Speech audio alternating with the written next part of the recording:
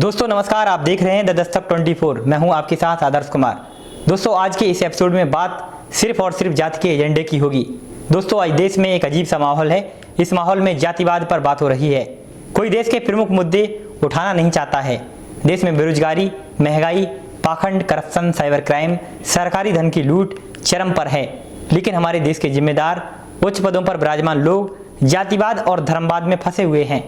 पता नहीं ये लोग देश को कहां ले जाना चाहते हैं। सोशल मीडिया भी दोस्तों दो भागों में बटा हुआ है। लोग एक दूसरे को गालियां परोस रहे हैं, कई लोग तो हिंसा की बात कर रहे हैं। देश की राजनीति इन दिनों पिछड़ों और अगड़े की धुरी के केंद्र में घूमने लगी है। मानो ऐसा लगता है कि सियासत का यह समीकरण अब बीजेपी को भी रास आने लगा है। इसकी वजह भी स्पष्ट दिखने लगी है। इसी कड़ी में अब आरएसएस के प्रमुख मोहन भागवत का नाम सुर्खियों में है। उनके पक्ष में कुछ लोग हैं तो उनके विरोध में कुछ लोग सड़कों पर उतर रहे हैं। राष्ट्रीय स्वयंसेवक संघ प्रमुख मोहन भागवत ने महाराष्ट्र में रविदास जयंती पर जाति व्यवस्था पर अपना पक्ष रखते हुए साफ कहा कि जाति भगवान ने नहीं बल्कि जाति पंडितों ने बनाई है। भगवान की धारणा हमेशा यही रही है कि मेरे लिए सभी एक हैं, उनमें कोई जाति या वर्ण नहीं है। लेकिन पंडितों ने श्रेणी बनाई जो कि गलत थी। आरएसएस प्रमुख ने कहा कि देश में विवेक चेतना सभी में एक है, उसमें कोई अंतर नहीं है, बस मत अलग अलग हैं। जात में बटे रहने के कारण हमारे समाज के बंटवारे का ही फायदा दूसरों ने उठाया है। इसी का फायदा उठाकर हमारे देश में आक्रमण हुए और बाहर से आए लोगों ने फायदा उठाया। उन्होंने सवाल करते हुए कहा कि हिंदू समाज देश में नष्ट होने का भय दिख रहा है। आखिर क्या यह बात आपको कोई ब्राह्मण नहीं बता सकता? आपको समझना होगा। पर उनके बयान के बाद देश की राजनीति गर्म हो गई है। एक बार मोहन भागवत के बयान को सुनना जरूरी है। योग्यता एक आहे, मान सन्मान एक आहे, आपलेपणा सर्वांविषयी आहे। कोणीही उच्च नीच नाही। शास्त्रांचा आधार घेऊन पंडित लोक जे सांगत असतात ते खोटं आहे। जाती जातीच्या श्रेष्ठत्वाच्या कल्पनेमध्ये उच्च नीचतेच्या भोवऱ्यात अडकून आपण भ्रमिष्ट झालो आहोत। हा भ्रम दूर करायचा आहे। आपलं ज्ञान आहे, आपली परंपरा आहे, ते हे सांगत नाही, हे सांगितलं पाहिजे समाजाला। दोस्तों आपने देखा कि इस वक्त राजनीतिक पार्टियां अपने अंदाज में परिभाषित करने में जातियों को लगी हुई हैं। मोहन भागवत के बयान से भाजपा भी असहज हो गई है। लोग प्रदर्शन कर रहे हैं।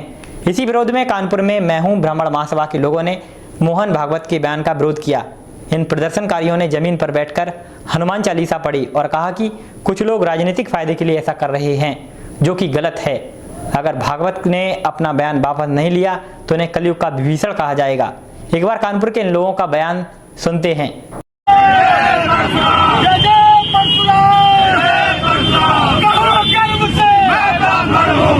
संघ प्रमुख मोहन भागवत जी को सद्बुद्धि प्राप्त हो और उन्होंने जो ब्राह्मणों पर अनैतिक टिप्पणी की है, ब्राह्मणों के बारे में जो भी कहा है, उस पर वो सुधार करें। इसके लिए हम ब्राह्मण सभी एकत्रित होकर के सुंदरकांड हनुमान चालीसा का पाठ करेंगे। और गुरुचरण आपने देखा कि मैं हूं ब्राह्मण महासभा के लोगों ने मोहन भागवत के बयान का विरोध किया और उनको कलयुग का विभीषण बता दिया। वहीं अब हिंदू महासभा के राष्ट्रीय अध्यक्ष स्वामी चक्रपाणी महाराज ने अब संघ प्रमुख मोहन भागवत का विरोध करते हुए कहा कि ब्राह्मणों पर दिया गया बयान दुर्भाग्यपूर्ण है, जो कि सनातन संत और ब्राह्मणों पर आरोप लगा देना एक फैशन सा बन गया है। अब तो नेता जाति जनगणना की बात कर रहे हैं और अब जाति ब्राह्मणों ने बना दी है।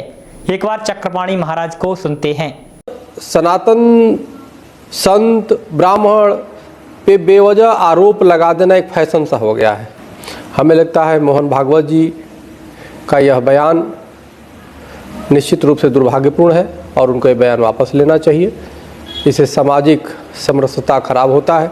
आपने देखा कि स्वामी चक्रपाणी महाराज ने मोहन भागवत के बारे में क्या कहा। वहीं ब्राह्मण महासभा इस मामले में पीछे क्यों रहती? ब्राह्मण महासभा के अध्यक्ष दुर्गेश मणि त्रिपाठी ने कहा कि जातिवाद पर संघ प्रमुख मोहन भागवत के बयान से ब्राह्मण समाज में रोष है। इस बयान के बाद देश में उनके प्रति नफरत की भावना बढ़ जाएगी। मैं मोहन भागवत के बयान का विरोध करता हूं। एक बार दुर्गेश मणि त्रिपाठी की बात को भी सुन लिया जाए। तो पंडित मतलब तत्कालीन जब जाति व्यवस्था की बात हुई थी तो ब्राह्मण ही थे, दूसरा कोई पंडित नहीं था। तो इस बयान के बाद से कहीं ना कहीं ब्राह्मण समाज में ये रोष है कि इस बयान के बाद से उस देश में उनके प्रति नफरत की भावना और जाएगी और हिंसात्मक उनके खिलाफ कार्रवाई हो सकती है। उसके विरोध में और ब्राह्मण समाज के जो सम्मान की लड़ाई है उसके लिए आज हम लोगों ने मोहन भागवत जैसे व्यक्ति जो एक बहुत बड़े मतलब प्लेटफॉर्म पे हैं और बहुत लाखों करोड़ों लोगों का नेतृत्व करते हैं, उनके द्वारा जो ये बयान दिया गया है इसके विरोध में हम लोग यहाँ पर बैठे हैं कि उनको सद्बुद्धि मिले। दोस्तों, आपने देखा कि किस किस तरह से मोहन भागवत का विरोध रहा है। वहीं कुछ लोग आरएसएस प्रमुख मोहन भागवत के समर्थन में भी हैं। उनके समर्थन में अलवर से बीजेपी सांसद महंत बालकनाथ का बड़ा बयान सामने आया है। उन्होंने कहा कि प्रत्येक मनुष्य में भगवान का अंश है। मोहन भागवत का बयान बिल्कुल सही है। आपको बीजेपी सांसद महंत बालकनाथ का बयान सुनवाते हैं। और हमारे वेदों में लिखी बात को उन्होंने वास्तविक रूप से जो भगवान की भावना है उसी स्वरूप में उन्होंने बात की है। तो ये यथार्थ है। जाति पाति बिरादरी ये सब इस मृत्यु लोक में बनाई गई चीजें। भगवान ने तो एक मनुष्य जीव बनाया है और भगवान का अंश प्रत्येक मनुष्य के अंदर है। ये भगवान ने स्वयं अपने श्री मुख से कहा है। हर व्यक्ति के अंदर, हर जीव के अंदर भगवान श्री वास करते हैं। और ये तो नीचे इस मृत्यु लोक पर अलग अलग लोगों ने अपनी अपनी व्यवस्था के अनुसार कैसे कैसे इन चीज का निर्माण हुआ है, इसमें मैं ज्यादा जाना नहीं चाहता, लेकिन वास्तविक रूप से माननीय मोहन भागवत जी ने जो कहा है वो यथार्थ है। दोस्तों, अभी आप सुन रहे थे अलवर से बीजेपी सांसद महंत बालकनाथ को। दोस्तों, अब यूपी के बड़े और दिग्गज नेता स्वामी प्रसाद मौर्य को भी सुन लिया जाए तो कोई बुराई नहीं होगी। स्वामी प्रसाद मौर्य ने कहा कि मोहन भागवत के बयान ने ढोंगियों की कलई खोल दी है। कम से कम अब तो रामचरितमानस से आपत्तिजनक टिप्पणी हटाने के लिए आगे आना चाहिए। एक बार स्वामी प्रसाद मौर्य को सुन लिया जाए। आरएसएस प्रमुख श्री भागवत जी द्वारा बयान दिया गया। अभी भी मेरा अनुरोध है कि यदि हिंदू धर्म सुरक्षित रहे, सुनिश्चित रहे, तो बुराइयों को दूर करने के लिए धर्माचार्य आगे आए। साथ ही साथ यदि कभी किसी पाठ्य पुस्तक में या किसी रचना में कहीं भी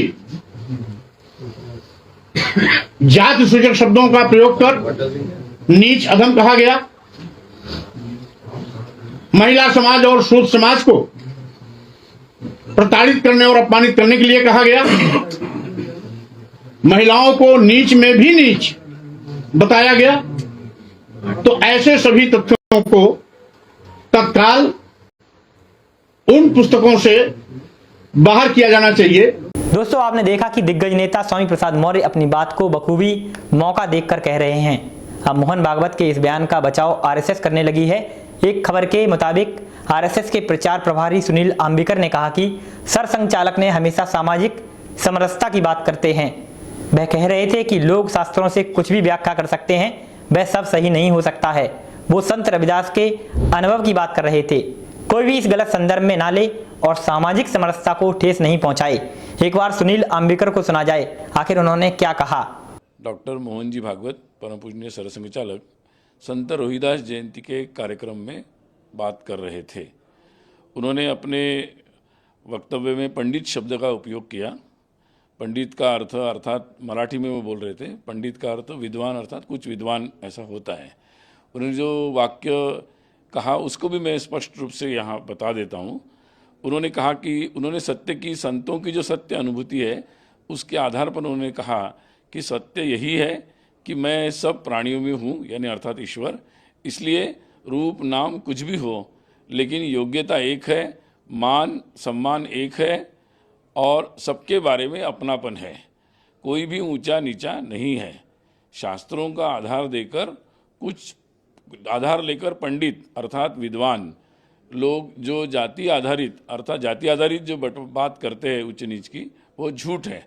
ये एग्जैक्ट स्टेटमेंट था डॉक्टर मोहन जी का। दोस्तों, ये तो थी आरएसएस प्रमुख के बयान पर क्रिया और प्रतिक्रिया। आरएसएस प्रमुख मोहन भागवत के बयान के बाद अब इस चर्चा को प्रमाण मिलने लगा है कि बीजेपी की राजनीति बदलने जा रही है। बीजेपी की राजनीति में अब नरेंद्र मोदी का चेहरा सामने लाया गया तो अति पिछड़े समाज की राजनीति को भरपूर हवा दी गई है। तब समर्थ समीकरण भी साथ था, तो क्या इस बार भाजपा ब्राह्मणवाद के ही विरुद्ध खड़ी होकर राजनीतिक चिंतन में बदलाव लाना चाहती है? अब शायद ऐसा बीजेपी की नई चाल के मुताबिक हो। मोहन भागवत के बयान को सबका साथ सबका विकास से जोड़कर देखा जा सकता है। दोस्तों, जाति जनगणना के बाद जाति की जो नया समीकरण सामने आने का अनुमान है उसकी ओर भाजपा की राजनीति जा रही है, तो यह आश्चर्यचकित करने वाली बात नहीं है। बीजेपी भी अन्य दलों की तरह वोट की राजनीति करती है और इस कारण से भाजपा बहुसंख्यक राजनीति की ओर कदम बढ़ा सकती है, पर इतना तय है कि बीजेपी सवड़ के एकदम विरुद्ध नहीं जा सकती है। यह आरएसएस के खंडन वाले उस बयान से समझा जा सकता है जहां सुनील अम्बेडकर ने कहा कि ब्राह्मण नहीं विद्वान। अब दोस्तों, इस रिपोर्ट के देखने के बाद आप क्या कहना चाहते हैं हमें कमेंट्स बॉक्स में लिखें और खबर को शेयर अवश्य करें। यदि अभी तक आपने हमारा चैनल सब्सक्राइब नहीं किया है तो तुरंत सब्सक्राइब कर लें। शुक्रिया।